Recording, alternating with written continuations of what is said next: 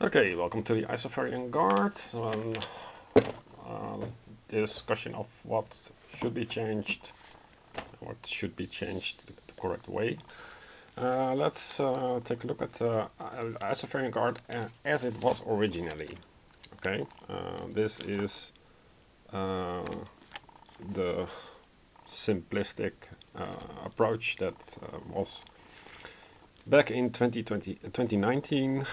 It has here a simple iconography, 1 to 2 players. It has a nice back book. You could have printed this. I don't think it's available anymore. With a font that is sans serif. Welcome to Isofar, Landsfear and its beauty. So this text has stayed more or less the same. It's an overview of an early version of the later expanded game, but the frozen wastes and the ice caves, they are already there. So the rest of the story was a continuation and a deepening of this initial idea. So it has a simple component overview. You have some miniatures. They are 50mm. The 3 fabric bags, they were originally all black. The loot cards, this was the original skill tree. It was quite simplistic, and later it was changed. There are red cubes and translucent cubes. Here you had only 2 colors, and later it was expanded to have green cubes, blue cubes for defense and extra actions, and purple cubes for exploration. This is original. Now, the story itself is very simple. So this artwork more or less stayed the same, but Alec has changed considerably. He doesn't start with a bow, for example. It was originally designed to be paired with a foreteller. Character dashboard has been changed more or less. This was expanded later. The enemy dashboard always has been very inefficient, and then Eric keeps on holding on to poor design, but that's out of my expertise. So you have here the gameplay, exploration, narrative events. So it was all there since 4 years ago. Gameplay part 3, combat details, enemy actions, enemy AI. So the enemy AI system was there from the start, and I think the person that invented this is no longer part of the team.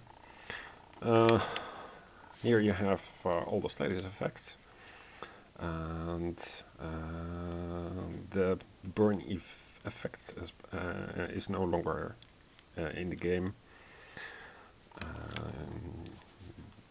The plan was always to use chips. This is the prelude. Continued, and this is Stonebound Chapter 1.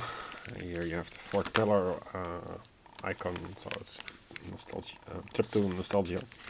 Silny, Castle Strake, Terminata, Rhinox Square, King Karst. So that's the first book, and the idea was that there should be multiple books, and this has been realized. So this is the cute and simplistic game that it originally was. Thankfully, it has been improved greatly with a lot of mechanisms. Now, for the new game terms, to keep things comprehensible, let's introduce the following terms and later discuss how they improve the game. Teleports. Traveling back to town to sell goods, like here. may sound exciting in practice, but if you're lost due to an unfortunate encounter, you'll change your mind. Reports exist where players resorted to having to let guards die to save themselves a journey back. Because you start you always start from Istra. This is the Istra map, and if you are about here, then it's just a nightmare to go back just to deliver the goods.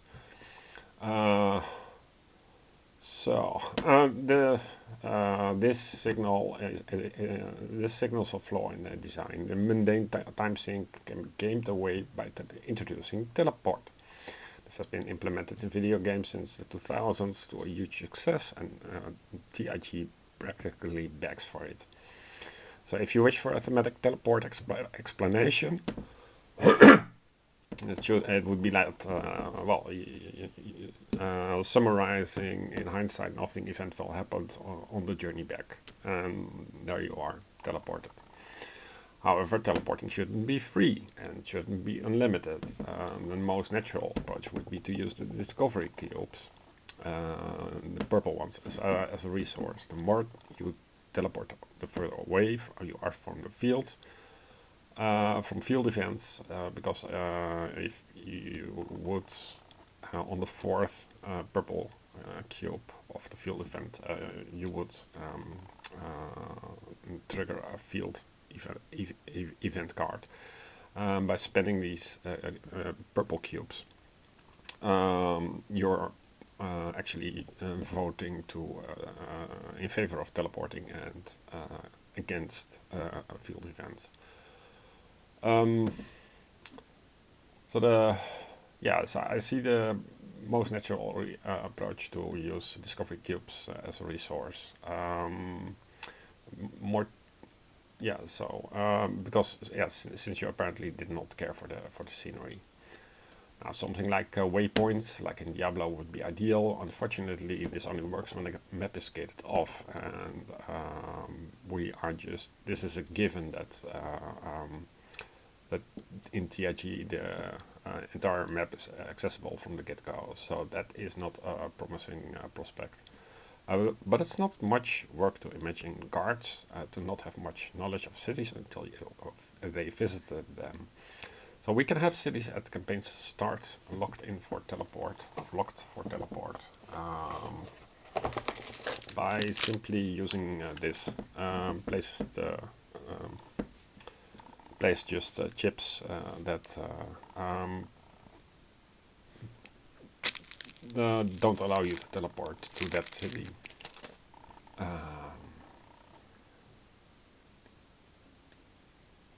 So yeah, I would say vote. I would vote for locked for teleport by placing chips on the map. TIG already has unexplained teleporting in a juvenile kind of way. Your guards get teleported after defeat to Istra or last save without any effort of the thematic underpinning. So there should be no protests taking it one step further. TIG has tents for sale that, while one-time use, can be used as a permanent save point. That seems to be designed specifically for making a save point right before doing bosses. Tents don't solve the backtracking, however. This leads to the following rule proposal, which I already used last few days. Fast travel. Allow fast travel as in the TES games, that is to any previously visited city. You can teleport to any orange node next to such visited city. So for Istra here you have the orange cities, nodes 32, 33 and 22. And every city is surrounded by orange nodes. And some of these nodes are also blue. No, yeah, they are not blue. They are all orange. Yeah, so I think that's fine.